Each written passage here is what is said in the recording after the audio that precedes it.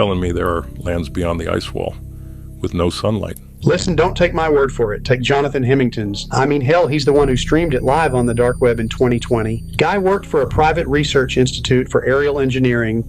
Developed these just incredible aircrafts, undetectable from radars, incredible fuel efficiency, allowing for flight durations that could last weeks. Little did anybody know the guy was just obsessed with the idea of these outer lands, the ice wall, and one night he boarded a jet with a Starlink and his streaming equipment and headed directly down to Antarctica. He figured if he streamed right away, he'd be intercepted, so he waited until he was about midway through the continent, and as he started the stream, hundreds of people watched as he literally flew straight over what appeared as an enormous ice barrier.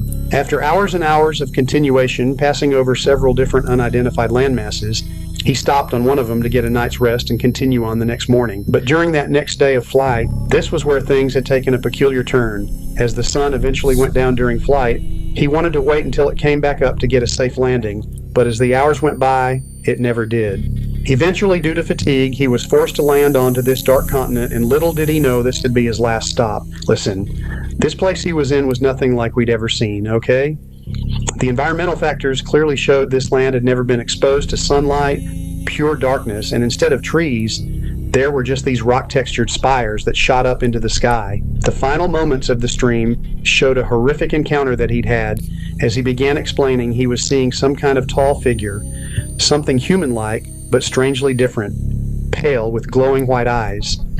And as he'd called out to it, the camera would fall to the ground moments later. The stream would ultimately end just moments after this being picked up the camera and looked directly into the lens. Jonathan Hemington had not been heard from since.